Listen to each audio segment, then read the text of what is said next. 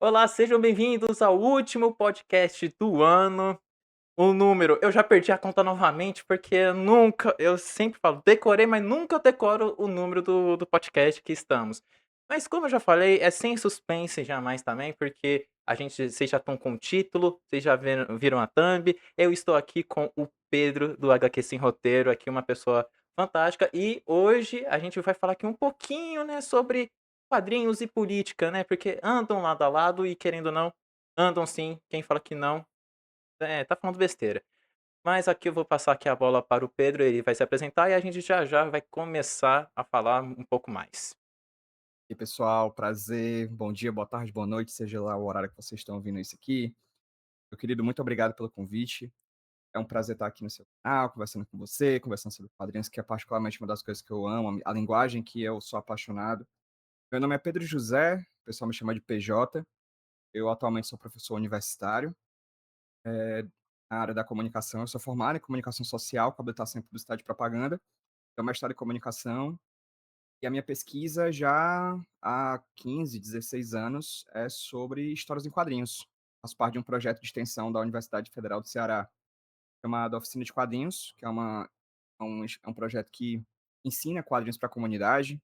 É um projeto de extensão, né? Então ele é aberto para quem quiser fazer parte do projeto.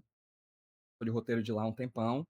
E desde quando eu me entendo como pesquisador, né, na área de comunicação, a minha pesquisa prioritária é sobre histórias em quadrinhos. Ela vai desembocando para outras coisas, né? Porque mestrado, doutorado, você acaba estudando sobre outras questões, mas quadrinhos é a linguagem que é basicamente o fio condutor da minha pesquisa nos últimos anos. Ah, também sou produtor de conteúdo, né?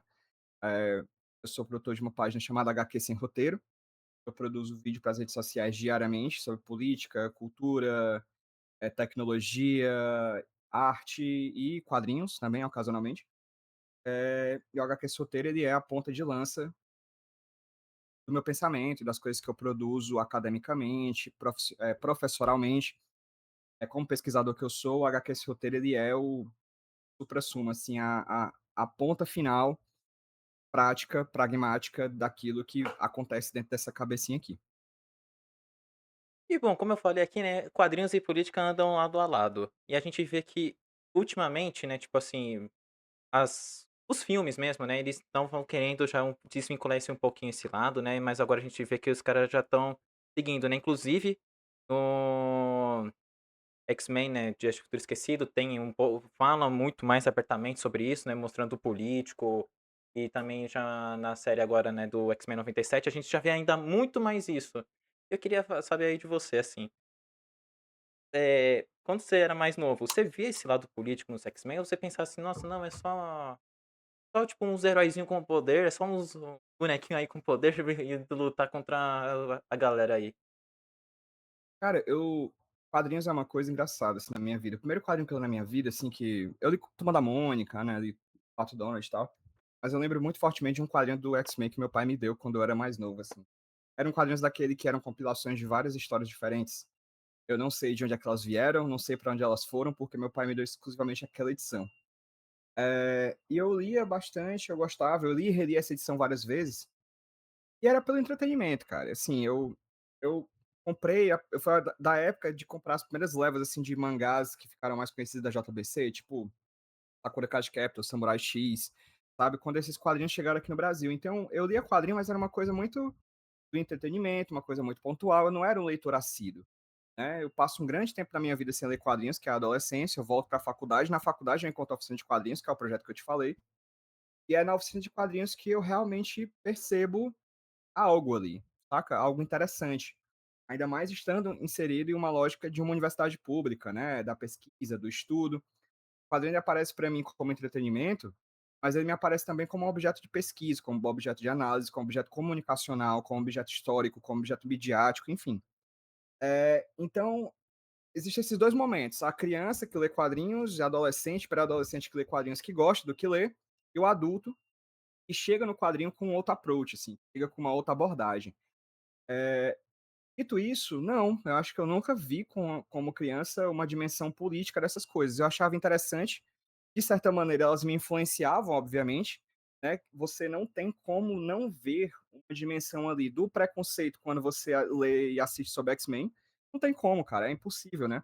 a base dos X-Men, ela vem de uma lógica política da marginalização, né, deles que são colocados à margem, à periferia, por serem poderosos, por serem diferentes, divergentes disso que se entende como humanidade, né, normal, né, entre aspas, né, dentro desse universo dos X-Men.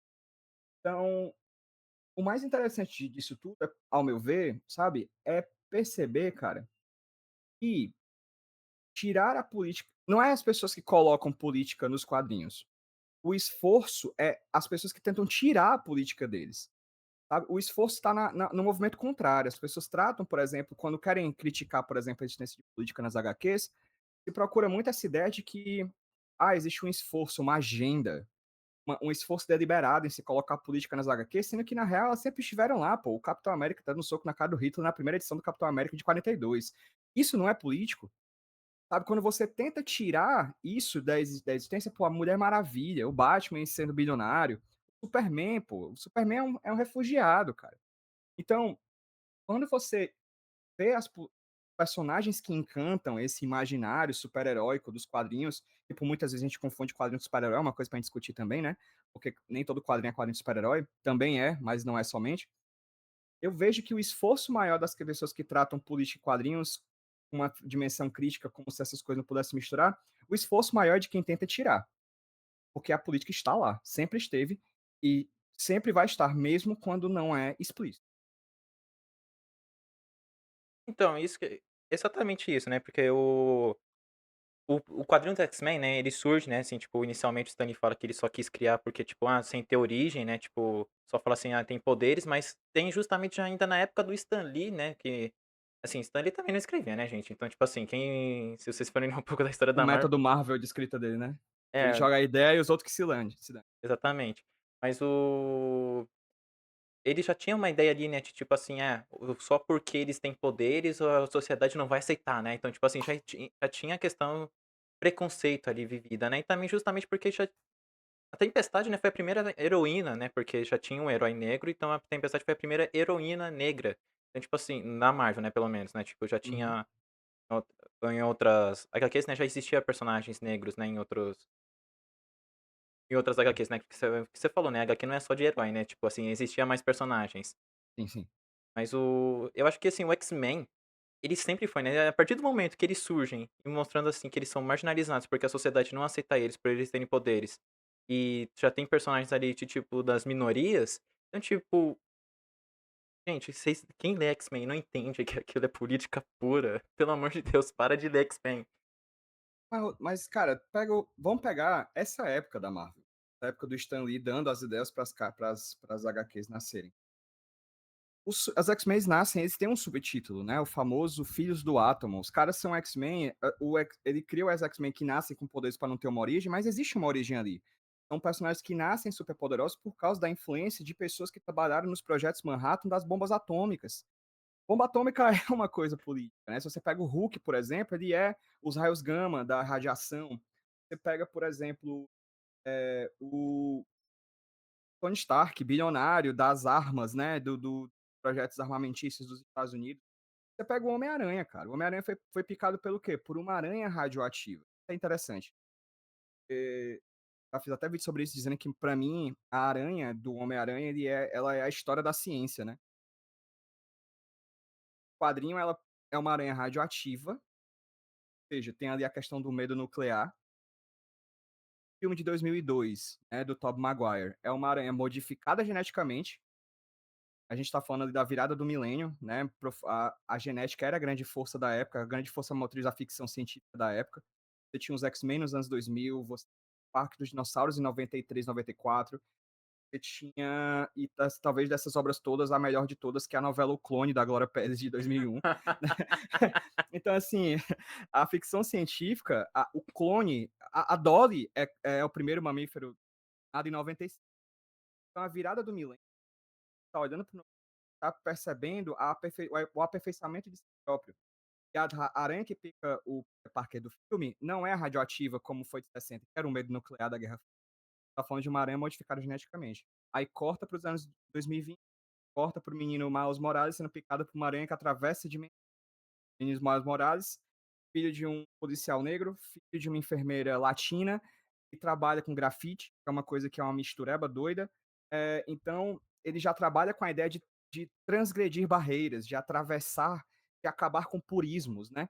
Então, atravessar dimensões. A pegada da ficção é, querendo ou não, a multiversos, né, cara, é tudo em todo lugar ao mesmo tempo, o multiverso da loucura do senhor Doutor Estranho. Então essa aranha do Homem-Aranha, pra mim, ela funciona como o mecanismo que representa metaforicamente a ciência do momento, sabe. E a ciência do momento que mexe com a ficção científica da Marvel, porque a Marvel na década de 60 é puramente ficção científica, né, é o medo nuclear, é o medo da bomba, é o medo da radioatividade, essa energia poderosa que o ser humano cria e não sabe como lidar com ela. Então, isso tudo vem de uma dimensão política, isso não tem como se desvincular. Se tirasse a política dos quadrinhos, a gente não teria política em quadrinho nenhum. A gente não tinha nem tirinha, porque as tirinhas nascem nos jornais numa questão política, né, de representação. O Menino Amarelo nos Estados Unidos é um menino chinês que um é um imigrante dos Estados Unidos. O Ângelo Agostini, aqui no Brasil, vai falar sobre o cotidiano da corte do Império. Então, assim, se você quiser tirar a política dos quadrinhos, deixe de ler quadrinhos. Automaticamente não vai ter mais política. Não tem como as 2 coisas. Você falou aí uma questão que, tipo, o quadrinho ele é um momento atual, né, ele mostra o momento atual, né, tipo, você falou dos anos 60, o momento da Guerra Fria, ou agora da Uhum. questão da genética. Mas você acha que, tipo, mesmo ele mostra o momento atual ali, tipo, no momento, assim, que ele está se passando, né, não tem muitos quadrinhos antigos que ainda se seguem muito atuais? Claro. Eh, eu tenho uma amiga minha, uma amiga minha historiadora, que ela fala uma coisa boa, assim, que ela diz que não tem nenhuma obra que seja à frente do seu tempo. Em resumo, o que é que acontece? Quando a gente fala de uma obra que é à frente do tempo, a gente está falando de vanguardismo. É uma pessoa que é de vanguarda. O que é vanguarda? Da onde vem a ideia de vanguarda? Vanguarda vem de um termo bélico, né, de um termo do exército, militar. Vanguarda é aquele grupo que se destaca de um determinado exército para poder ver onde é que está o oponente na frente e voltar com informações ou bater de cara logo de cara. Então, a vanguarda ela está à frente, mas ela é parte do exército. Então, o vanguardismo é a pessoa que está em 2025 pensando, imaginando, mas ela consegue somente imaginar esse futuro a partir da sua visão. De 2025, a gente não tem como fugir daqui, né? A gente não tem como imaginar um celular no Antigo Egito, cara. Porque na época você não tinha a tecnologia e a imagem, a ideia, ou seja, elementos separados que formam essa tecnologia que a gente chama hoje em dia de celular, esses elementos não estavam dispostos no imaginário das pessoas do Antigo Egito, nas pessoas, sei lá, da Europa da Idade Média. Você podia ter ideias, mas elas não estavam lá prontas. É o momento que está tudo solto no mundo, que você consegue juntar essas coisas, que uma tecnologia nova nasce. Então essas coisas que são antigas, que são visionárias hoje, tem 2 motivos. Primeiro, o vanguardismo, a ideia da pessoa conseguir se vislumbrar um futuro, né, um tensionamento de futuro que até hoje nos encanta. Talvez essa seja a definição, cara, do que a gente chama de clássico. O clássico, ele trata de questões humanas que nos arrebatam até hoje. Sabe, você vai ler, tipo, Madame Bovary, você vai ler, sei lá, eh, Batman Cavaleiro das Trevas, são coisas que a gente lê e nos batem até hoje, porque o clássico ele é isso, ele é uma coisa que permanece a partir do, né, o tempo passa e eles permanecem. Mas tem uma segunda coisa que talvez seja triste, que é mais triste, que é ver que o nosso mundo aos trancos e barrancos ainda continua muito parecido com antigamente. Você vai ler Palestina do Joe Sacco, o cara foi em 93 para Palestina, lança o quadrinho, acho que salvo engano, em 96. Tu lê hoje, 30 anos depois, cara, é hoje. Na verdade, hoje tá pior, sabe? Então, assim, é muito ver como 2 coisas, alguém vê o futuro e segundo, parece que o nosso presente é muito travado, assim, não anda para frente, saca? E aí essas obras têm esse duplo aspecto, eu acho. Ao mesmo tempo que elas conseguem vislumbrar um futuro e permanecer, elas se transformam em clássicos, ou seja, elas tratam de questões da humanidade que nos arrebata em 2025, assim como nos arrebatou nossos antepassados em 80, 90, ou mesmo do século XV, XVI, sei lá, quando você vai ler Homero, quando você vai ler a Ilíada, né? Ao mesmo tempo que parece que nosso futuro não consegue chegar porque tem alguém travando essa evolução, assim. Tem obras que infelizmente permanecem clássicas, porque parece que o mundo. Então, uma coisa que eu gosto muito no filme, falei, né, os filmes tentaram, né, desvincular um pouco, né, de, tipo, ser mais entretenimento mesmo, né, do que uma análise crítica, né. o uma coisa, né, que tipo assim, o Homem de Ferro, ele no primeiro filme, ele quis evitar um anacronismo, né, de tipo, apesar que anacronismo é pra mostrar coisa de antes, né, mas ele não quis, tipo, Uhum. evitar, tipo, falar assim, tipo, vamos falar assim: "Ó, o Vietnã está em guerra novamente". Não, ele foi lá e pegou um momento atual dos Estados Unidos e falou assim: "Agora os Esta" que pra quem não sabe, gente, o Homem de Ferro não foi daquele jeito lá do filme. Ele foi pra mostrar as armas no Vietnã e acabou sofrendo o aí depois disso tudo é igual, né, no filme, mas ele na real ele foi para o Vietnã. E depois no filme, pra evitar, ah, deixar ele muito velho, né, vamos colocar no momento atual, né, que o filme foi lançado em 2008, ele tá no Afeganistão. Então, tipo assim, é um momento que eles só trocaram ali, né, a situação. Mas eles não precisam manter uma guerra, E sempre pra sim, ter ali alguma coisa? sim, Se eles forem fazer de novo isso, um reboot do Homem de Ferro, vai ter uma guerra atual que o Tony Stark vai estar lá, entendeu?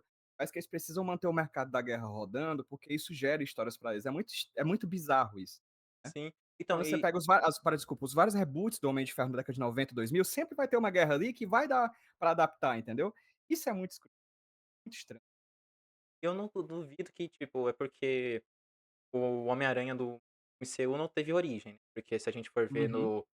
do Tobey Maguire, o que você falou do Andrew Garfield, eles tentam falar de tipo, se eu não estiver enganado, eu assisti esse filme depois faz um tempinho que eu não assisto, mas eles estão falando sobre questão de evitar doenças, então eles estão fazendo um gene pra começar a evitar doenças e, tipo, só tá em experimento e acaba sendo explicado. Vai saber o que que eles iam fazer com o Tom Holland. Eu tenho até medo, né, eu agradeço que não teve origem, só falou: "Ó, ele foi picado por uma aranha radioativa e dá-lhe Só galera, vai. só vai". Mas eu gosto muito quando vê, tipo assim, esses lados políticos, porque assim, quadrinho é uma arte, né. E assim, tipo, apesar de ser uma arte, ela é crítica, mas ela também é entretenimento, né. Assim, até filme também e tem esse lado, né. E tem gente que não consegue separar, né, porque a gente vê, tipo, gente que fala no que não é pra pôr crítica e tem gente que fala que tem que pôr crítica. Como você vê o eu sou do time que fala: "Tem que ter os 2". Eu tô lendo, por exemplo, eu li recentemente, eh um quadrinho brasileiro chamado Você Não Me Conhece, que é do Guilherme de Souza. Ele é uma crítica no momento da pandemia, porque o Guilherme de Souza, que é um quadrinista, ele ficou internado, ele pegou covid, ele ficou internado, ele ficou na CTI, quase morreu, mas tá vivo. Sendo que ele pôde contar essa história e ele, tipo, ele conta essa história que 90 dias antes ele tinha 90 dias pra entregar o seu quadrinho para o PROAC. E ele estava internado em uma parte desses 90 dias. Então, tipo, ele correu quando ele saiu da internação, ele deu uma acelerada pra poder entregar o projeto dele. E é uma crítica ao momento que a gente viveu na pandemia. Mas eu também já li tô lendo agora Eternauta e por enquanto eu sei que o quadrinho é uma crítica ao momento da Argentina nos anos 50. Mas por enquanto, não temos nenhuma crítica, porque eu tô no começo da história, então ele também tá, tipo, só engatinhando, assim, porque o Solano Lopes, se eu não estiver enganado, ele foi perseguido, torturado e desaparecido na ditadura argentina. O Solano Lopes eu acho que o Solano Lopes que continua, eu não lembro agora disso direito, galera, então, assim, vamos seguindo aqui. Eu acho que é o Osterheld, não? Posso Isso, estar o enganado. Osterheld, que ele foi Isso. capturado, ele era o roteirista, e o Solano Uhum. Lopes continuou a história com os desenhos, fazendo com os roteiros que o outro tinha deixado. Mas é uma crítica ao momento da Argentina. Então, tipo assim, eu leio quadrinhos críticos, mas também leio quadrinhos de entretenimento. Isso aí eu deixo pra Marvel, que a Marvel atualmente tá criticando nada, só tá indo. A minha opinião é a seguinte: eu não sou da opinião que acho que tem que ter crítica. Não sou da opinião que eu acho que tem que ter entretenimento. Eu sou da opinião que eu acho que é impossível não ter os 2. É impossível. Vamos pegar a coisa mais pipoca que tem, certo? Velozes e Furiosos é um exemplo que eu adoro dar em sala de aula. Velozes e Furiosos é, como diria o pessoal do Choque de Cultura, 3 coisas: carro, explosão e mulherio. Só. Mas toda vez que sai um Velozes e Furiosos, bate bilhão na bilheteria. Bilhão. É um filme que vai para as cabeças, sempre é muita grana, sempre é muito dinheiro que gera. Por quê? Eu sempre falo isso muito para os alunos, assim: vocês olham a coisa mais boba e banal, a coisa mais rasa possível, e não a gente não para pensar que a coisa rasa, ela é rasa de forma planejada. A música sem graça, tosca, que toca nas rádios ou coisa do tipo, simples, simplória, boba ou ruim mesmo, se você quiser chamar, mas que faz sucesso, ela é delicadamente planejada para estar ali. Isso é político. Porque a política é vida em sociedade, cara. Ponto, assim. Você pisa fora de casa, você tá fazendo política. Se você entra dentro de casa com os seus familiares, você tá fazendo política. Se você deita na cama, se você tem cama pra deitar, isso é político, sabe. Tipo, você deita num colchão, o colchão ele passa pelo Inmetro. Quem manda no Inmetro são políticos, né. Então, assim, tudo na vida, porque a vida em sociedade, tudo que a gente tem, é político. Então, o quadrinho mais bobo e que tenta se desvincular disso, também é político, né. Quando você pega os filmes do Rambo, pô, é política à torta à direita, cara. Eu estava vendo um filme um dia desse, a minha sogra ela é muito peculiar, assim, ela adora filme de ação que espoca sangue e tira e bala e bomba e, quando ela tá aqui em casa eu nunca sei se é o tiroteio na rua ou se é aqui em casa, assim, porque é sempre muita bomba, assim, ela adora filme de porrada.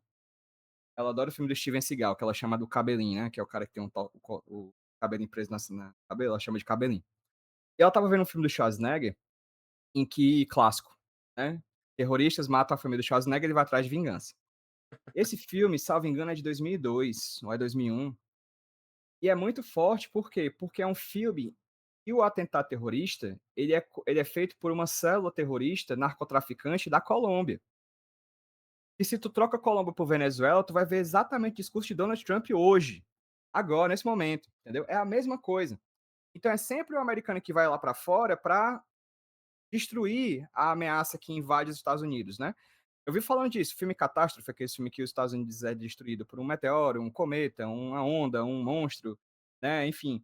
Eh, Aqueles filmes eles servem para o americano médio sentir o medo de ter o seu país destruído, da mesma forma que o exército deles fazem numa terça-feira qualquer do outro lado do oceano, sabe. Porque o medo dos caras verem a Estátua da Liberdade destruída é um medo que a galera do Oriente Médio recebe todo dia quando vê uma invasão americana. É o medo que o pessoal da Venezuela tá hoje em dia. Então, assim, o mais bobo filme de ação, ele já é político, porque vai ter herói e vilão. Ponto. Você pega o Top Gun Maverick, né? O Tom Cruise vai para um país que ele não diz qual é, mas é um país que ele diz que é no Oriente Médio aliado dos Estados Unidos. Opa! Aí ele chega lá, invade esse país, ataca esse país que é inimigo desse amigo deles, aí ele pega um F-14, que é o avião lá do Top Gun da década de 80. Só tem um país do mundo, um país, certo? Um país do mundo que tem F-14 até hoje. Esse país chamava Pérsia, mas na década de 30 e 40 mudou de nome, se chama Irã, entendeu? Ele não fala, ele não cita, mas tá lá, cara. Irã, por exemplo, chamava Pérsia. Quem eram os inimigos dos espartanos em 300 de Esparta? Tá entendendo? Persas. Cara, o mais desmiolado filme blockbuster dos Estados Unidos, o mais bobo, o mais explosivo, o mais sexualizador, o mais violento, o mais foca sangue, tem uma dimensão política por trás. Porque por mais raso que seja, existe uma sala de roteirista, existe um roteirista, existe uma pessoa que encomenda aquele filme, é muito dinheiro sendo investido. Então aquele discurso precisa estar muito bem alinhado com quem vai pagar aquele filme. E esse discurso que vai ser pago, ele pode ser bobo, mas ele é milimetricamente bobo, para passar desapercebido para quem acha que não tem política nas coisas, entendeu? Mas tem o tempo inteiro.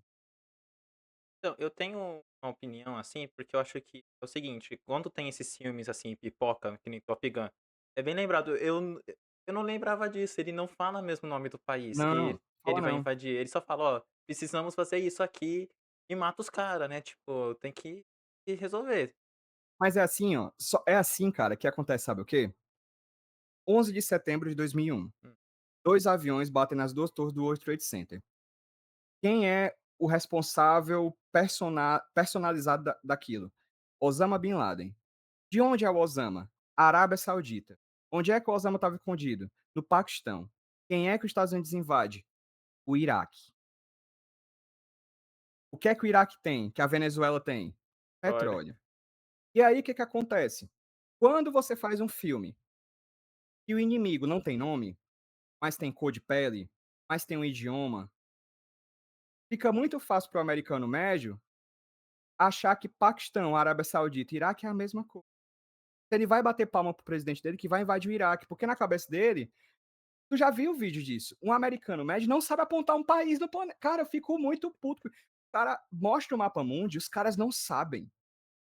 Eles não Um sabem onde país, eles não sabem onde fica os Estados Unidos, né, tipo, eles não sabem onde ficam os Estados. Cara, meu Deus, que ódio. Cara, eu tô arrepiado de raiva aqui. Isso é muito bizarro, né? Porque na cabeça dos caras, Paquistão, Iraque e Arábia Saudita são a mesma coisa, e ele bate palma pro presidente que vai invadir. Ou seja, a falta de conhecimento geográfico de um americano médio é pensada, é planejar, é plano, tá entendendo? Então, quando um filme raso como Top Gun não fala o nome de um planeta, de um país, tem motivo para isso. Eu sou muito de uma área, eu tenho uma área da filosofia, da pesquisa bastante que eu gosto muito, que é a fenomenologia. A fenomenologia é a área do estudo que coloca o corpo humano no centro das questões filosóficas do mundo, porque o mundo é moldado a partir das coisas que a gente sente e deixa de sentir. E essa é a questão. O que a gente vê e deixa de ver, o que a gente come deixa de comer, o que a gente ouve deixa de ouvir. Então, se em um filme vai ter um país e o nome desse país não é dito, é pensado. Tem um motivo. Não dar nome a um país que vai ser o inimigo dos Estados Unidos faz sentido, porque aí qualquer país pode ser, desde que se enquadre naquela textura lá de cor que eles botam no filtro, na cor da pessoa que está sendo vilão, segurando a arma do vilão, e na linguagem que está saindo da boca daquela pessoa, sabe? Vira genérico. Só que para os Estados Unidos, qualquer pessoa que não é americana é genérica, entende? eu tenho uma opinião que, assim, esses filmes, assim, tipo Top Gun, Velozes e Furiosos, Transformers também. Transformers também, né, tipo, Transformers o cara tá lá no deserto, ele vai lá e, tipo assim, caiu um negócio aqui, é os Estados Unidos que tem que buscar, por quê? Democracia, né, porque a democracia do planeta depende dos Estados Unidos. Eles são a polícia do mundo, né? Sim, eu acho que esses filmes, a maioria deles, grande maioria, eles servem como cortina de fumaça mesmo, porque a gente vê, assim, até falando, assim, de atualidade, assim, saindo um pouco do campo político, indo até para o campo do futebol. Uhum, Tipo, quando a gente vê, eu sou São Paulino, infelizmente. Então, assim, o São Paulo tá com uma crise política fodida. Tá com o presidente, bolo de ingresso corrompido, de camarote que não era pra vender, o presidente tentando ser impeachmentado. E o que que o São Paulo vai lá e faz? Estamos sondando Cristiano Ronaldo. Tipo assim, só pra uhum. galera esquecer. Tipo assim, tem uma baita cortina de fumaça. Eu acho que às vezes, tipo, Top Gun mesmo, que lançou no momento, tipo assim, os Estados Unidos estava todo encrencado, né, tipo assim, sei lá se o governo encomendou aquilo, porque foi muito esquisito, do nada, um clássico dos anos 80, ninguém mais queria, ninguém, tipo, pô, estava esquecido, não era nem esquecido, mas, tipo assim, lembrado: "Ah, vamos fazer aí um filme, lança esse filme aí, a galera vai deixar a gente ficar aqui quietinho". É o que aconteceu também já com durante a pandemia aí com o ex-presidente aí, né, atual presidiário, ele fez muito isso, tentou fazer, né, Uhum. não conseguiu porque tava todo mundo focado ali, né, tipo, todo mundo focado ali nas notícias, se ele tentava ser uma cortina de fumaça, o pessoal só tipo: "Opa, sai". Mas isso pra mim, tipo, a arte, né, era quadrinho, filme, séries, Sim. TV, assim, tudo é arte. A arte também critica, mas ela também pode ser encomendada pra poder fazer a população fazer massa de manobra para o pessoal, tipo, ficar ali, deixar os políticos ali fazer o que eles quiserem. É. Tipo, quando você teme falar que alguém do governo financiou o Top Gun, não tenha medo de dizer isso, porque filmes que se passam na aeronáutica, no exército dos Estados Unidos, são patrocinados e são pagos por esses locais, assim. Então, assim, não sinta medo de dizer que o governo pagou, não, porque pagou, né? Tipo, é o exército pagando, o exército mais bem equipado e mais bem financiado do mundo, pagando para ser protagonista de um filme profundamente nacionalista, como é Top Gun. Né? Então, assim, não é exatamente isso. Eu recentemente tenho pensado muito nessa questão da cortina de fumaça, né? Eu acho que a, a, a gente perde muito ao não dar importância às cortinas de fumaça como objeto de análise. Porque aquela famosa frase de onde há fumaça há fogo tem a ver com isso. Né? Por exemplo, quando você vê uma notícia como essa do teu time, uma notícia absurda, para encobrir uma questão de corrupção, é muito interessante analisar a cortina de fumaça para entender a dimensão do fogo, né. Eu gosto muito de eu sou da comunicação, cara, eu estudo publicidade e tal. Eh, eu acho muito importante dar atenção às cortinas de fumaça, mas não dar atenção para encobrir o que está por trás, mas para tentar entender o que está por trás. Quando você pega, por exemplo, um filme como esse que tu falou, né, esquecido nos anos 80, mas que volta numa repaginada e aproveitando essa lógica da nostalgia, né, tá muito forte, né, espera aí, a gente tá basicamente num mundo polarizado com 2 grandes potências internacionais, Estados Unidos e China, então você na Guerra Fria você tinha aqueles filmes que os russos eram os vilões, né. Stranger Things, pô, tem uma temporada que os russos são um vilão, né, então assim, é super recente. Então você vai vendo como isso é muito bem tecido, sabe, esses discursos, eles vão aparecendo com o passar do tempo. Quando você vê, por exemplo, e tem que ser feito com cuidado, tá, porque ao mesmo tempo que você não pode colocar, por exemplo, a China como vilã de um filme, você precisa conquistar um público com o Shang-Chi, sabe. Então, assim, sempre tem ali, muito é um tecido muito fino que vai de um lado para o outro, a gente tá falando de uma indústria cultural, cara. Isso tudo, quadrinhos, videogame, filme, série de TV. A gente está falando aqui de uma indústria cultural. O que é uma indústria cultural? É uma indústria que produz cultura, que pega a cultura e transforma em produto. Eu falo isso com os meus alunos demais. Um quadrinho, um livro é a mesma coisa de um sapato e um celular. Tem até prateleira. Quando você entra na Netflix, é uma prateleira de filme que tá lá. É como se você estivesse entrando no supermercado para comprar, sei lá, água sanitária e sabão, sabe? É um produto. Ele precisa ser vendido como produto. E tal como um produto, ele tem uma dimensão política também. A gente tem visto, por exemplo, uma coisa bem boba assim, a gente tem visto, por exemplo, uma diminuição da qualidade do chocolate que a gente tem consumido nos últimos anos.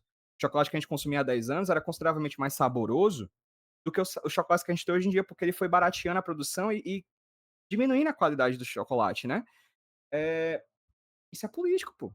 Isso é tudo uma definição para fazer com que vai ganhar mais dinheiro, né. A gente não pode chamar, por exemplo, aquele negócio da casquinha do McDonald's de sorvete, porque não é. É um outro tipo de preparo exatamente para fugir de quê? De taxação, de imposto. Então olha que doido, como tudo tá eu falei de sorvete, tô falando de Top Gun, né.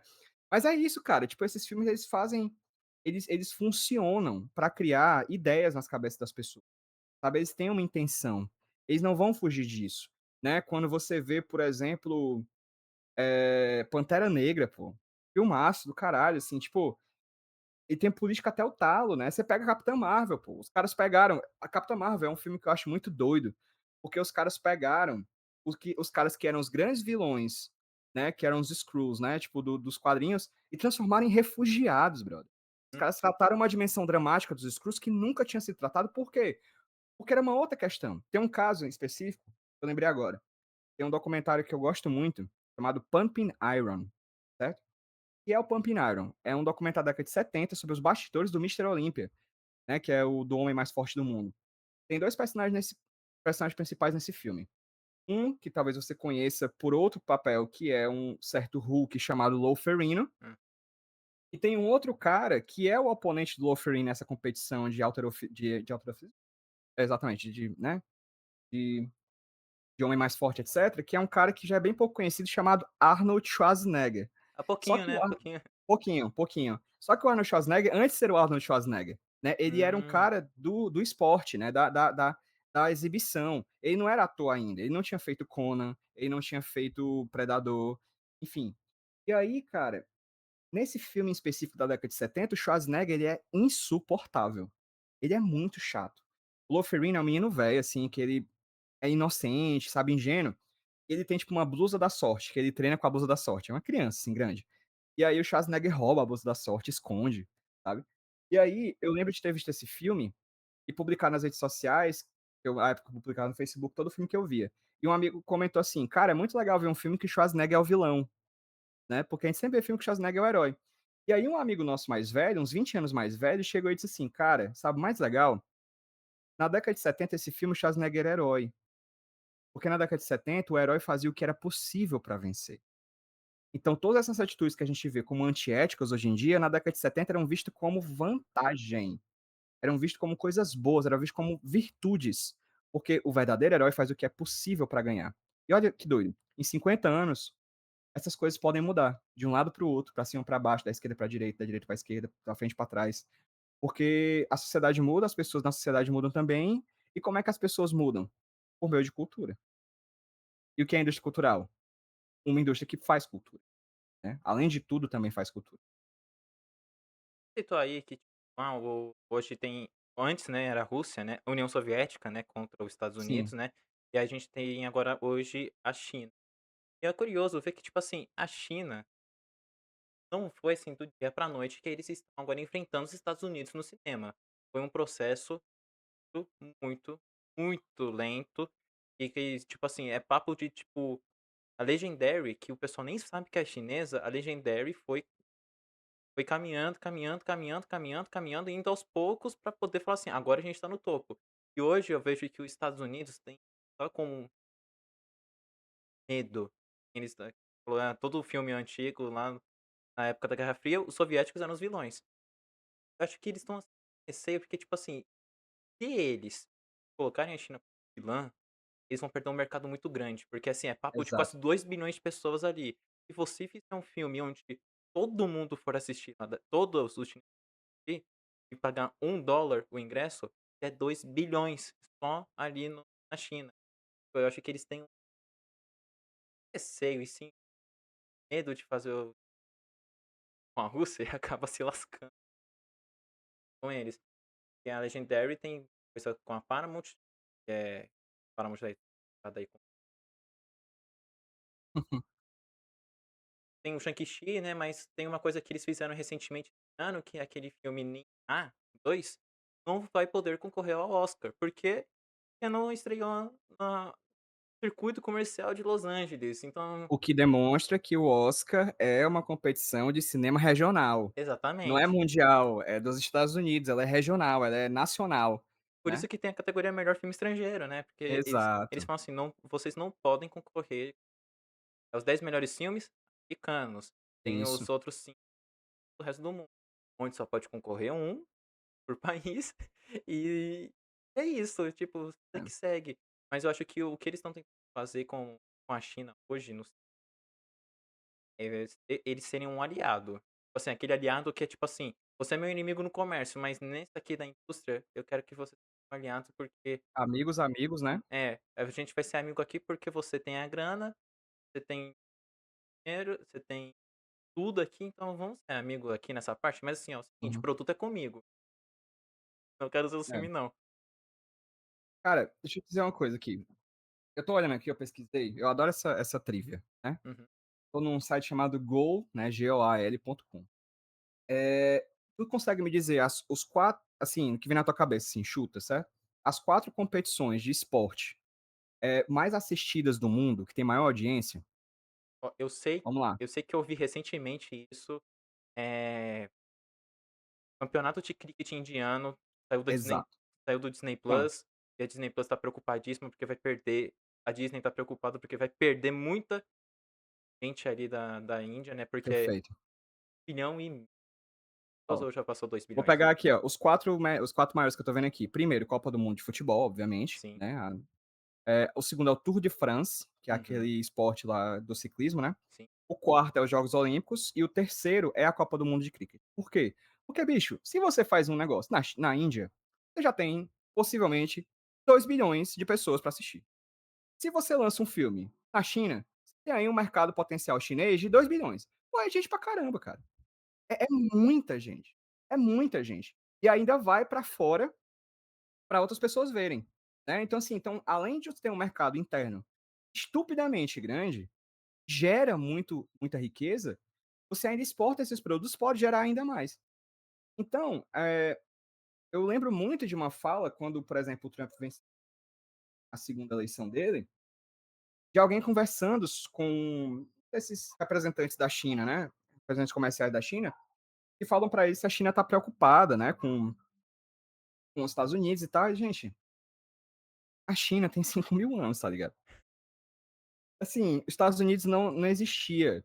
Tá que não é a China que a gente tem hoje, beleza? É a China imperial e tal, mas é uma cultura milenar, brother, e permanece, ela ainda existe. hoje muito mais institucionalizado do que no passado, mas são 5.000 anos de permanência. Os caras, se tem uma coisa que a China sabe fazer, é permanecer. Eles conseguem continuar, eles existem. Pode bater, pode, a China permanece. Então eles têm esse poder da paciência, tá ligado?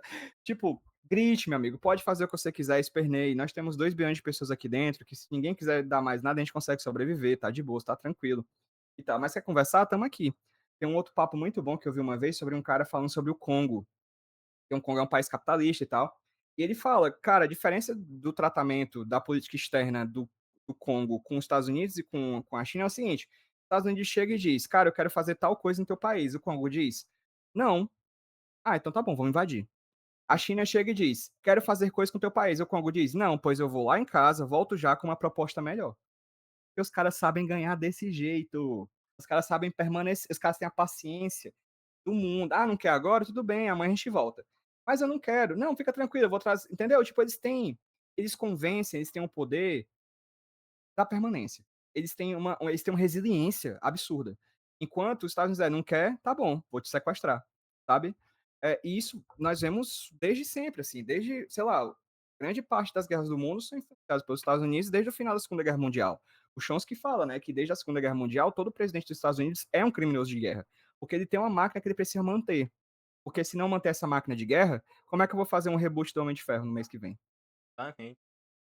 A comparação, assim, eu acho que melhor, assim, pra que tem de Estados Unidos e China, é que, assim, os Estados Unidos é o heterotop, né, na balada, que ele vai chegar e vai forçar, ou vai ter ou não vai ter, né, sabe, tipo assim, e a China é um homem paciente, né, porque É, ninguém tem mais paciência que o homem com o tempo e uma paciência dos infernos, porque a cara. China, assim, desde pequeno, eu tenho 26 anos, eu tenho desde os meus 8 anos, eu escuto: "A China vai ser a próxima potência do mundo, a China vai ser a próxima Uhum. potência do mundo", e tipo, fala: "Gente", né, mas ultimamente a gente tá vendo aí carro chinês, ah, Ah, à torta e à direita, sim, tudo aqui, cara. aqui já inclusive assim, ó, enquanto a Ford saiu de São Bernardo do Campo, porque não estava tendo mais incentivo fiscal, porque o carro da Ford tem que custar X, eles têm que vender a isso, porque senão eles vão falir.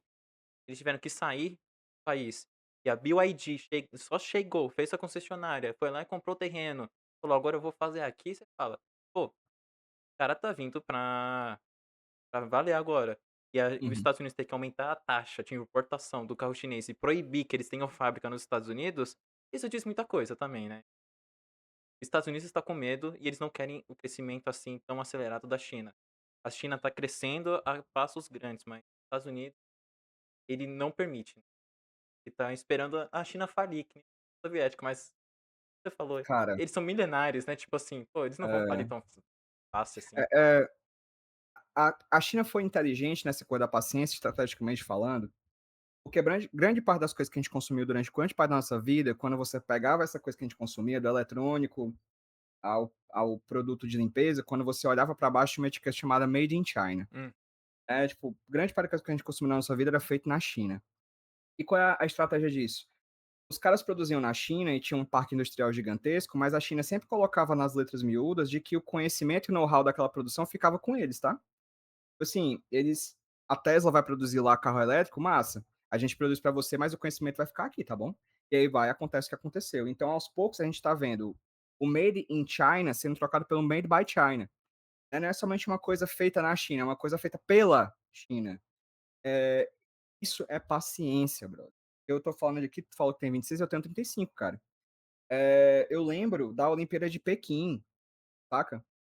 Um negócio absurdo. Eu lembro da China é tão isso, cara, essa coisa da nova União Soviética e Estados Unidos, porque as brigas pelas medalhas das Olimpíadas é exatamente sobre esses dois, né? Eles estão lá no topo, né? Brigando pra quem uhum. ganha mais, pra quem tá em primeiro lugar. E aí, quando você vai ver a Olimpíada de Pequim, vai ver nas outras Olimpíadas, que você vê os chineses daquele aspecto meio sisudo, sériozão, sabe? E aí tu vai ver a China na Olimpíada de Paris, os jovens chineses esportistas carinhosíssimos, risonhos, brincalhões, né? Mantendo uma amizade e uma cordialidade maravilhosa com as pessoas dos outros países. Você percebe que as gerações mudam, o discurso muda, parece que demora muito tempo, mas não. Os caras sabem se adequar muito bem. né. Então, para mim, é muito interessante ver isso numa dimensão da cultura, da indústria cultural, porque a gente está falando basicamente de 2 tipos de poder aqui, né, aqueles famosos termos, né, o hard power e o soft power, né, sendo o hard power a guerra bélica e a guerra de tarifas, né, o que o Trump fez, por exemplo, com o Brasil foi uma questão de hard power, né, a tarifa, né, o bloqueio de Cuba, as tarifas a países, isso é hard power, e é condizente com o exército, condizente com invasão armamentista, coisa do tipo. E tem o soft power que é a questão política, a questão política da dimensão cultural, né. Por exemplo, muita gente trata o Labubu, né, como soft power chinês, porque é uma empresa chinesa que faz o Labubu. Mas ninguém trata Top Gun como soft power dos Estados Unidos. Por quê? Porque se imagina que os Estados Unidos é cultura, não tem uma segunda intenção, né. Mas quando você vê Round Six, você fala que é soft power da Coreia do Sul, né, que é se a gente fosse falar da guerra da Coreia, existe uma parte da Coreia que está ocupada por um país estrangeiro. Essa parte ocupada por um país estrangeiro chama Coreia do Sul, né. A Coreia do Sul, ela é ocupada pelos Estados Unidos, né, e a guerra não acabou, ainda existe, né, porque nunca teve um rendimento, ninguém se rendeu. A gente fala de soft power da Coreia do Sul, a gente fala de soft power da Arábia Saudita. Quando a Arábia Saudita vai fazer a Copa do Mundo, as Olimpíadas e compra direito de transmissão do campeonato do Sauditão para o mundo inteiro. Mas ninguém trata, eh, a Copa do Mundo dos Estados Unidos como soft power. Ninguém trata a Olimpíada de LA em 2028 como soft power. Por quê? Né, fica a questão. Porque isso tudo é soft power, né, cara, isso tudo é poderio. É o Trump ganhar um prêmio Nobel da FIFA, negócio é uma piada de mau gosto, mas é uma piada, é uma cortina de fumaça, e se a gente for prestar atenção na fumaça, tem muito fogo por trás disso. Não, assim, até voltando um pouco, assim, o assunto, você citou aí, né, tipo, 4 eventos esportivos com mais audiência, né. Interessante se eu não estiver enganado, o Tour de France é anual, e ele é o único evento anual que tá ali no É, é o único evento anual, né, porque Copas geralmente são de tempos, né, pra justamente isso. classificação, ter essa ânsia, ter também, né, um evento. E Não, assim tem outros na lista de 10, né, mas realmente tem, por exemplo, a Champions League, Super Bowl, mas é isso. A é, maioria deles realmente são esporádicos. não, mas assim, a a Champions League globais, né, e a gente vê sendo bem sincero, o pessoal que tá ouvindo a gente, vocês conhecem mais um time de futebol europeu ou um time de futebol americano? Então, e assim, é sem pesquisar, sem aqueles memes, tipo assim, eu conheço, o Chargers por conta do Casemiro, Uhum. conheço os Vikings por conta de How I Met Your Mother, tenho aquele dos piratas, que eu não faço ideia o nome, por conta os Raiders, por conta do ter uma marca, assim, que tipo assim, meu Deus, tá tipo, tá toda hora, né, aquela logomarca, assim, você vê o pessoal com aquela piratinha. E tem o time do Gisele e o time do esposo da Taylor Swift, e Sim. só eu sei disso. Mas eu concordo com você, tipo, os Estados Unidos, só eles têm cultura, só eles têm Mas aí tem Super Bowl em São Paulo. então, mas isso que eu ia falar, Exato. o Super Bowl Ou Super Bowl não, perdão, jogo de futebol é, da NFL em São Paulo, né. porque Super Bowl é a final, né, então É, a final, é. mas assim, você viu muita gente indo? Tipo assim, lotou o estádio, beleza. Mas você viu muita gente comentando isso no final da Copa? Mais de eu não saber que a NFL existe, pra ouvir gente comentando, é uma mudança, cara. Ah, A sim. questão é isso, você vai criando um público, não é do nada. A primeira vez bombou, a segunda vez bombou, e quando tiver bom vai indo cada vez mais. É uma questão quando eu falo de indústria cultural, cara, é disso que eu tô falando. A NFL fazer um jogo em São Paulo é a mesma coisa da BYD abrir uma loja, uma fábrica em São José dos Campos, entendeu? Hum. É a mesma coisa, porque é uma questão de conquista de público. A NFL foi de não ter ninguém no Brasil que conhecia, ou pelo menos pouca gente conhecia, pra muita gente. Ela vai chamar quem pra fazer a abertura da NFL? Ana Castela, que é um público que ela quer, que a NFL quer conquistar, tá entendendo? É tudo muito estratégico, porque se não desse dinheiro, meu brother, não estaria acontecendo. Se não tivesse um público potencial, não estaria acontecendo. Sabe quando foi que eu percebi que o soft power do futebol funcionou para a Arábia Saudita? quando eu estava aqui caminhando em Fortaleza, tranquilo, numa rua chamada José Avelino, que tem uma feira super popular aqui. Eu olhei para uma loja e tinha uma blusa pirata do Al Hilal e do Al Nassr. Nossa, assim, eu já vi isso aqui também, é bizarro. Tu tem ideia disso? Quando eu vi uma blusa pirata, eu disse: "Os caras conseguiram". Porque isso é demanda. A pirataria ela não é uma questão, econômica, é uma questão de consumo por ou melhor, é uma questão econômica, não é uma questão criminal, eu não trato com uma questão criminal, eu trato com uma eu trato com uma questão de consumo político. Porque a pessoa não tem grana para comprar a blusa oficial da Nike, do Al Nassr, e do Al Hilal, eu acho que é da Nike também. Mas existe uma demanda de um público popular que vai atrás da blusa pirata de um time da Arábia Saudita. Tem ideia disso? Isso é uma vitória. Isso é uma vitória, tá, porque tá na boca do povo e o povo quer consumir. Por mais que seja pela pirataria, pelo menos eles ocuparam um espaço que a gente chama de branding no marketing, né. Uhum. Antes não existia nenhum espaço na cabeça de ninguém de time da Arábia Saudita. Agora você sabe pelo menos os 4 maiores, entende? Isso é poder, isso é poder. E quem faz isso é a indústria cultural, quem faz isso é a grana, quem faz isso são os interesses políticos de pessoas muito poderosas. Aqui para um último assunto aqui do podcast, né, porque aqui a gente já tá aqui há quase uma hora, né, mas agora aqui para um último assunto, você falou aí, eu queria até entrar nesse lado, né, porque assim, eu já falei uma vez aqui sobre questão de pirataria mesmo. Assim, Uhum, não vou ser hipócrita, consumi muita pirataria já? Com certeza, claro. uhum. Umas vezes alguma coisa assim que é pirata, falar que não. Mas assim, a partir do momento que eu consegui ter dinheiro pra poder comprar Isso. as coisas que eu quero, tipo, e muito scan, scan é quadrinho Uhum. digital, né, que Eu o também. pessoal escaneia.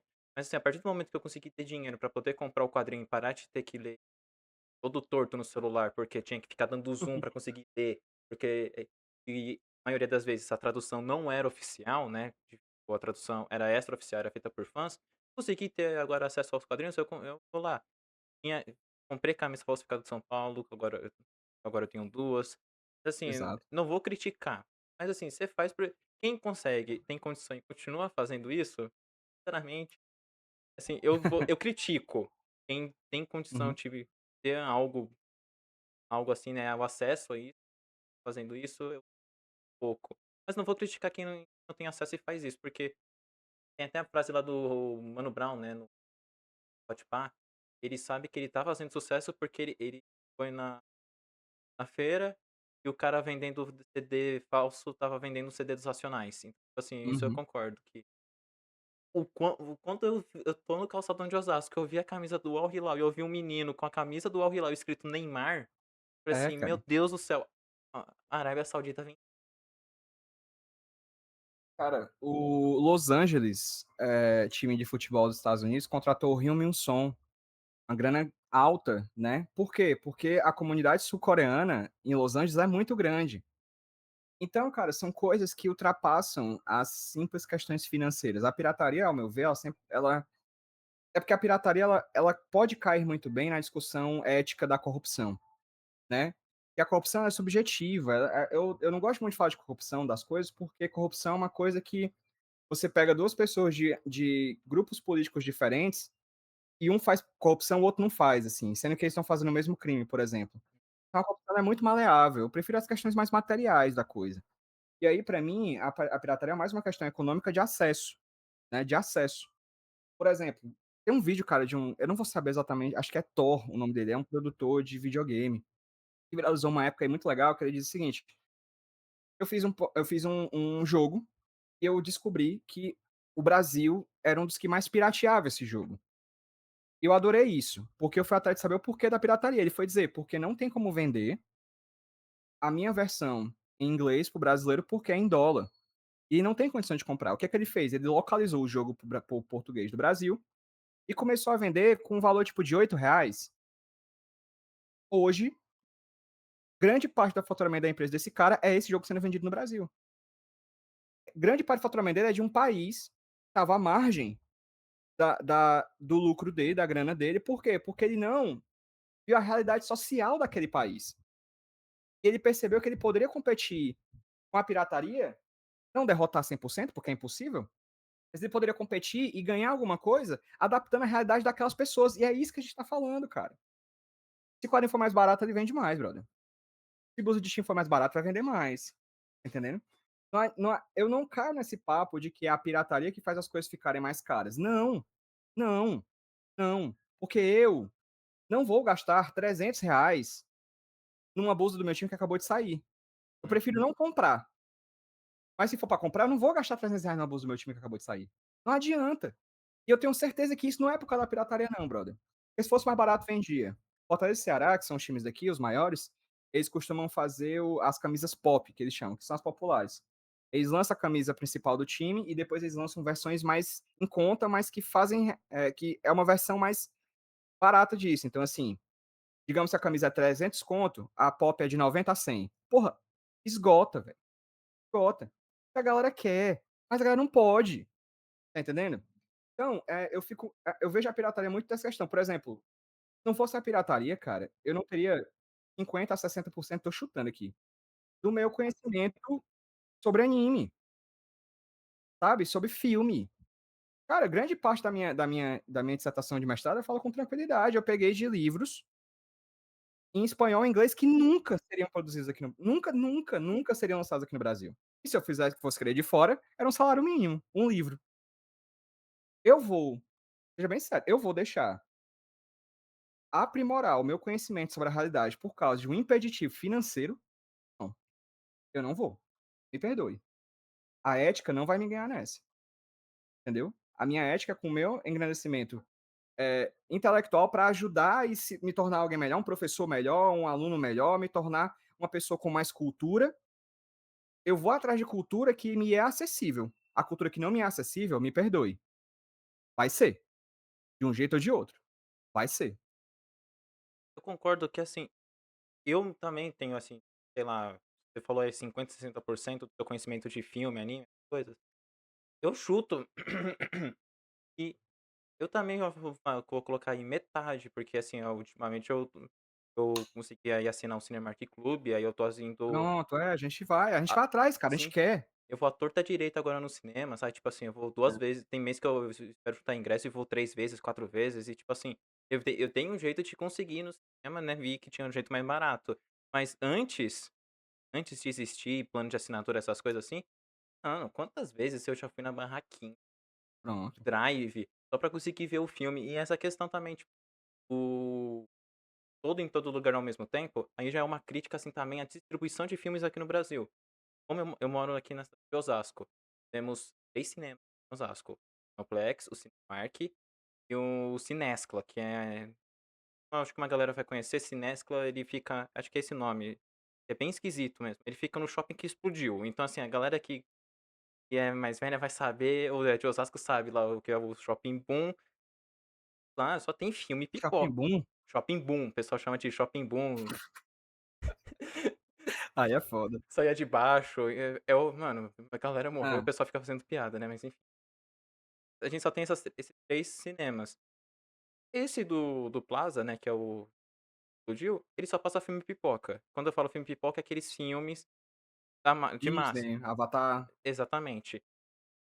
Kinoplex, ele passa alguns, sim, selecionados filmes, assim, mais cults, mas é aqueles cult que nem o pessoal cult conhece. Então você fica tipo, tem o filme pipoca e esses filmes cult, mas nos horários completamente horrível, 2 horas da tarde, sabe. Então, tipo assim, trabalhando 2 horas da tarde. E no sábado a sessão é tipo assim, o mais tarde possível, pra acho que pra ficar inacessível. E o Cinemark sim. Então quando eu quis assistir o em todo lugar ao mesmo tempo, eu fui atrás pra saber onde cinema. Tipo assim, eu vou atrás, eu quero assistir esse filme, vou atrás. E simplesmente, né, aperto. O que que eu tive que fazer? Tive que entrar Tá lá. tive que entrar no Twitter e ver quem estava com um drive disponível do em todo lugar ao mesmo tempo. Dublado, legendado, tanto faz. Eu queria assistir o Certo. quando eu fui assistir Babilônia, né, que inclusive é um filme muito bom pra quem gosta de cinema, assistam Babilônia, é um filme fantástico. Eu fui também atrás, eu fui ver onde que tinha, só tinha no Eldorado, eu peguei trem e fui assistir um filme. Mas, tipo assim, é porque eu sou maluco, né, porque eu podia ter encontrado no Drive, mas não tinha também, então eu falei assim: "Eu vou ter que ir no cinema assistir", mas eu tinha já o Cinemark. Mas, assim, acho que a pirataria é mais aqui ainda mais, né, no Brasil, né, vai ser popular, né, porque o Play 2 só foi popular aqui no Brasil por conta da pirataria. E o que é o Brasil hoje? Um dos maiores países gamers do mundo, quiçá o maior. Por Sim. quê? Porque criou-se uma cultura. Por quê? Por causa da pirataria.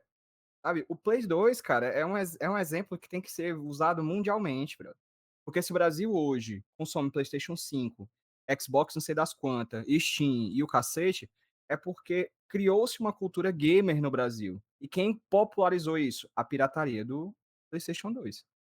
Sabe? É muito importante, eu acho que por isso que eu sempre falo assim, da gente ter um pezinho para trás quando a gente aborda questões como pirataria numa dimensão ética, porque ela cai numa dimensão moral que é muito que limita muito esse fenômeno cultural que é a pirataria, que é um fenômeno cultural interessante dessas épocas de internet em que a gente vive, né.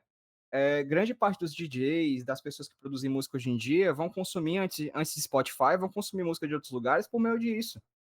Da pirataria, vão criar um arcabouço teórico, um arcabouço, cultural, que vai misturar essas coisas. Olha que lindo a gente poder, por exemplo, viver um país como eu aqui do Ceará, por exemplo, eu vou assistir um filme da Marvel no cinema, o Uber que vai me levar tá tocando Limão com Mel e Calcinha Preta no ônibus, e na volta eu vou ver ouvindo pra casa, sei lá, K-pop.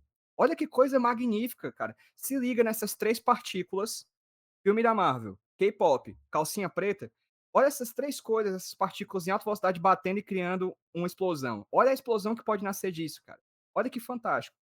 O cara do forró que tá ouvindo que tá assistindo um filme francês, né, logo depois de ouvir uma banda de hardcore japonesa. Olha que lindo, olha que acidente bonito pode nascer daí. Essas 3 coisas de países diferentes, culturas diferentes, épocas diferentes, que não seria acessível se não fosse pela internet, e muitas vezes não seria acessível se não fosse pela pirataria. Então, a internet eu acho que conseguiu popularizar muita coisa. Eu vou inclusive falar Muito. que YouTube popularizou muita Uhum, coisa.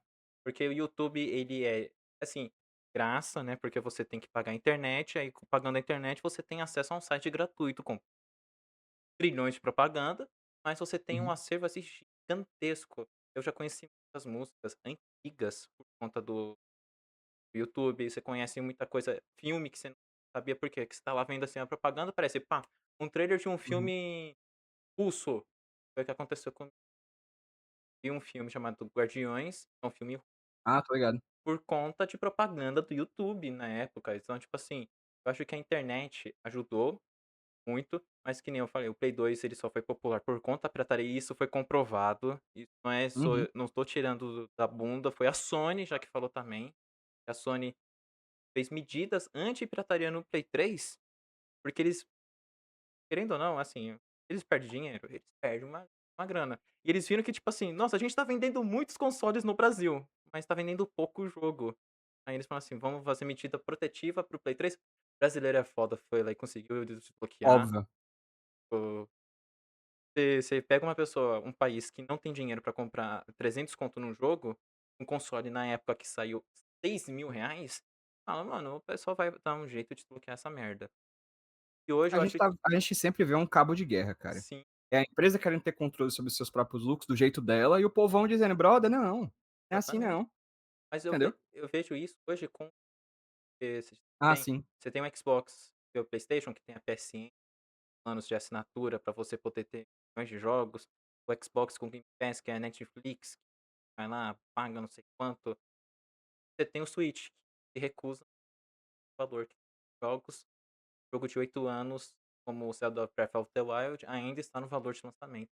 Assim, piratear a Nintendo é um dever cívico brasileiro, que eles não Sim. querem nem localizar os jogos, como o Pokémon que não está localizado em espanhol argentino, mas não está localizado em português brasileiro. Mas, enfim, a É gente isso, cara, tipo, é um cabo de guerra que, assim, por isso que eu falo, a galera vai consumir, vai, não adianta. "Ah, eu não vou impedir, meu filme não vai", ah, que pena, você poderia ter ganhado ingresso, mas eu vou assistir.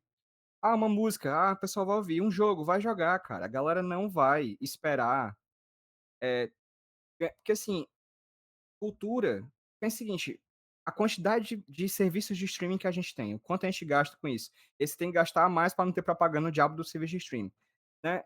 A galera vai deixar de ver filme por causa disso? Não, cara. Hoje em dia na internet, aí assim, essas empresas elas tentam forçar o jogo para lucrar e ter o poder sobre como é que ela ganha dinheiro, mas elas não vão conseguir. Elas não vão conseguir.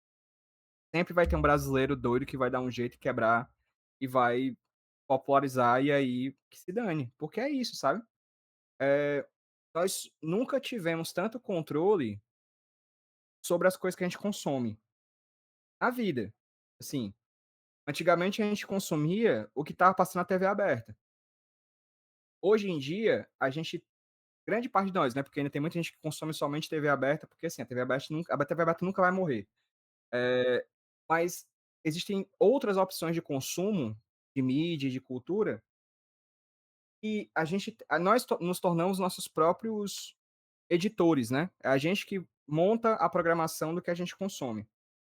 Obviamente isso não também está vinculado aos algoritmos, está vinculado ao lucro das empresas, etcétera. Mas fato é que eu tenho muito mais controle sobre as minhas 24 horas de consumo de conteúdo. E eu vou atrás do que eu quero ver. Eu não vou me sentir obrigado a assistir aquele programa que tá passando na TV como se fosse uma TV aberta e eu não tivesse outro canal para assistir, não. Eu vou atrás do que eu quero ver. Se vai estar no serviço de streaming que eu pago, maravilhoso. Não vai estar, que pena. Vou atrás de toda forma. É ridículo, porque quando eu só tinha a Netflix, tinha: "Ah, vamos para os recursos para os pulos Flix, né, para o Jack Ah, Sparrow". sim. Agora a gente tem Netflix, HBO Max, Plus, Paramount Plus, né, o Globoplay, Prime Video, Sambal, né. Aí Apple TV? você vai pesquisar um filme e ele não está em nenhuma plataforma. Pô, aí os cara falam: "Vocês não têm nada, não, mas tem pra alugar". Irmão, eu não vou alugar um filme, eu não tô Não. mais nos Dentro anos da plataforma que eu já pago minha mensalidade, pô. Isso é um recentes. absurdo. Absurdo, sim. Então, assim, é todo um cinismo, né, cara, da indústria a indústria cultural é muito cínica em relação a isso, né. Ela finge que quer, ser acessível, mas ela não quer, né, porque tu pensa o seguinte, tu compra Netflix, pacote mais barato, aí tu paga pra assistir as coisas que tá lá dentro, só que aparece propaganda, e aí tu paga mais caro pra não ver a propaganda. Só que aquela propaganda tá lá porque alguém comprou. Hum, Então o Netflix ganha dinheiro com você que paga a assinatura, com a pessoa que paga para aparecer no anúncio e com a pessoa que paga mais para não aparecer o anúncio. Ou seja, é ganha-ganha. A empresa em si ganha para mostrar o anúncio e ganha para não mostrar o anúncio. Olha que bizarro, né? Ela ganha 2 vezes, né. Então, diante de uma situação dessa que ela tá ganhando à torta e à direita, eu não vou poder piratear um filme, eu vou. Sabe, assim, a Netflix estava chorando um dia desse, porque não queria pagar alguns milhões de imposto do Brasil e tal hora, 2 meses depois tá comprando a Warner, sabe. não, isso que é Cara, bizarro, mano. Não, mas acha é mentira, é muito bizarro, os caras são muito cínicos, velho. eu já li 2 livros sobre a Netflix, né, que é um sobre a cultura comportamental, né, cultura de trabalho lá na Netflix, que é muito bom, né, que é A Regra é Não Ter Regras. Leiam, né, se pessoa que gosta de cultura, eh, fala corporativa, né, leiam esse livro, é muito bom, porque inclusive eles falam assim, em determinado momento assim: "Qual que é o dress code do regras de vestimentas da Netflix? Venha do jeito que você se sentir mais confortável, mas lembre-se, não venha pelado, pelo amor de Deus. Tenha senso, né". Então assim, quer ir de bermuda e chinelo? Pode ir, só faça o seu trampo ali, foda-se. E o outro é sobre a criação da que é com o CEO, né, atual, né, ex-CEO. O engraçado, sabe uma coisa, cara? É assim, hoje a Netflix tá, tipo, pacote, né, que a minha família paga, que é pra ter mais telas e sem anúncio, é R$ 60. Mas sabe o que é engraçado? Quando começou a Netflix, fala assim no livro, eles queriam que o pessoal tivesse acessibilidade num preço acessível para consumo de filme. Engraçado que isso mudou, né? Hoje eles estão Muda, pelo cara. lucro, né? Não, cara, tu lembra do Uber, quando a Uber chega no Brasil? Sim. Quando a Uber chega no Brasil, o motorista, ele te recebe de terno, te coloca no braço, faz um carinho na sua cabeça, se você quiser, ele coloca comida na sua boca, ele vai te entregar onde você quiser por um preço super bom, te entrega lá, ele abre a porta pra você, né, "Você quer mais alguma coisa, senhor?" É tipo um carinho, é maravilhoso. O Uber, meu Deus do céu, eu não chamava nem motorista, eu chamava de chofé, né, porque era um negócio tão hoje em dia, se você pede um Uber, se ele vier com as 4 rodas, dê graças a Deus, Se ele né, por aceitar, né. se ele aceitar, porque primeiro ele chega, ele encanta, ele se torna essencial. Se tornou essencial, pronto, agora a gente pode começar a precarizar. Hum. E aí precariza, precariza, precariza até aí sim obter um lucro que eles querem ter, porque sempre teve lucro. Só que agora ele quer o lucro. Aí para maximizar o lucro, ele diminui a qualidade.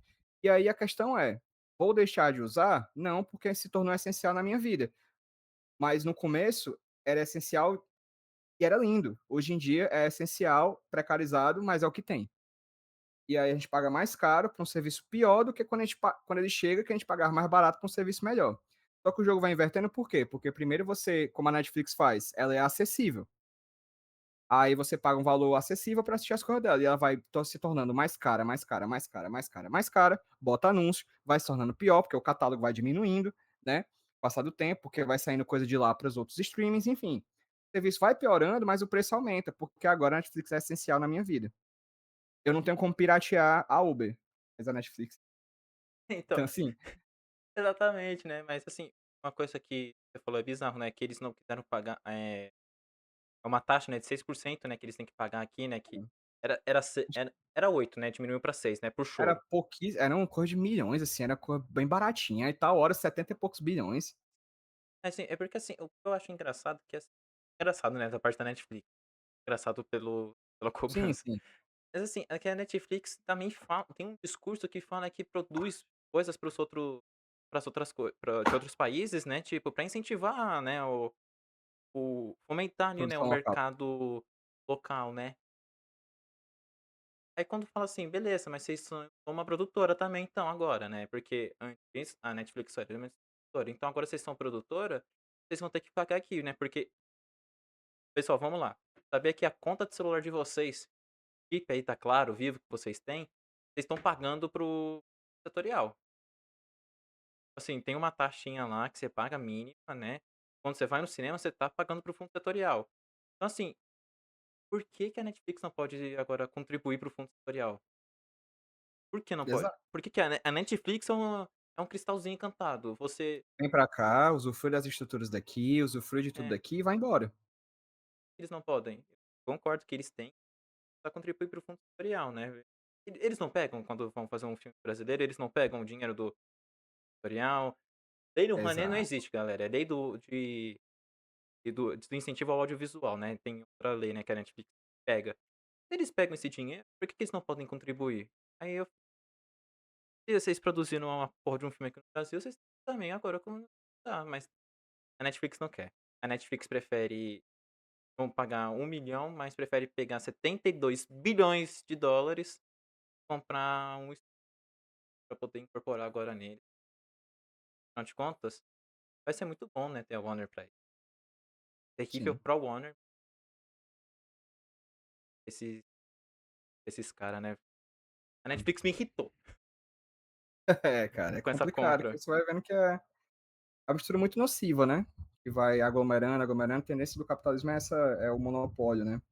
Vai vendo empresas grandes comendo empresas maiores, ou empresas maiores comendo empresas grandes, e aí tal hora tudo está na mão de uma pessoa só, e essa pessoa só, ou pelo menos poucas pessoas, têm um cartel, e esse cartel direciona para um lado ou para o outro o que o mundo inteiro consome. É uma coisa muito feia, assim, é um negócio muito problemático. A gente pode ver, ter muitos problemas com isso. Eu concordo, eu gostei da assim, da parte da compra da Netflix. Eu falei assim: "Pô, a Warner ia falir, então é melhor alguém comprar do que deixar uma empresa falir". Mas o jeito que a Netflix eu vi aí agora, coisa que a Netflix quer fazer, aí eu já tô discordando um pouco, eu tô torcendo pra essa compra ser efetivada. Eles também estão sendo muito rapidinho. Sim. Mas gente, esse aqui foi o episódio. Queria muito agradecer, realmente, porque assim, eu tentei uma vez ele, eu acho que tipo, ele recebeu muitos e-mails, aí o meu acabou parando ali, Se perdendo, né. se perdendo, mas eu mandei, eu acho que e-mail no momento certo, ele respondeu, eu fiquei muito feliz quando ele respondeu, porque assim, gosto muito dele, e seguem ele aí, né, vai estar aqui na descrição aqui, todas as redes sociais do e antes dele aqui se É, porque assim, agora o convidado que encerra o episódio. E Então é? porque e assim, a pessoa viu você o tempo inteiro, aí no final eu vou aqui, vou lá e me despeço, a pessoa fala: "Não, espera aí, tá querendo assumir o protagonismo todo? Eu sinto tipo um técnico de futebol, o time que marcou os gols e eu que quero receber os créditos". Mas espero vocês espero que vocês tenham tido um ano muito bom, né, porque esse foi o último podcast de 2025. Eh, Ano que vem tem mais, com quem não sabe dizer, porque temos que ver quem vai aceitar convite ou não. Mas esperem aí que vai ter mais e mais e mais e mais, né, esse ano deu uma diminuída, falei que ia ter mais, mas deu uma desacelerada, né, mas acontece, precisamos também descansar um pouco, né. Mas, novamente, obrigado aí, Pedro, e agora sim, vai sair da galera, encerra esse episódio aqui. É um prazer enorme conversar com você, que não é de Vieira, conversar no teu canal. Obrigado a todo mundo que ouviu, obrigado a todo mundo que viu, obrigado a todo mundo que participou do bate-papo. Espero que eu sou professor, né, então acho que uma das coisas que eu acho mais legal de ser professor é esse sentimento de que a gente vai se espalhando por aí, com provocações, com ideias, com pulguinhas atrás da orelha. Então eu espero que, de certa maneira, esse papo tenha feito um incômodo gostoso, um incômodo bom na vida de todo mundo, para pensar um pouquinho, refletir um pouco mais sobre as coisas que estão por trás das coisas que a gente vê, né. É legal ver o que está o que está no palco, mas também é interessante ver as cortinas e o que está por trás das cortinas, né. Então, o papo que a gente conversou aqui hoje foi muito legal. Eu sempre falo isso com os meus alunos: percebam que toda coisa que está no lugar onde ela está, alguém colocou lá, né. É a nossa intenção, trabalhar com comunicação é tentar entender os motivos e os caminhos que fizeram aquela coisa estar lá. Então, espero que, de certa maneira, o nosso bate-papo tenha ajudado as pessoas a destravarem, pensarem um pouquinho nisso, para começarem um ano cada vez mais curiosas. Valeu.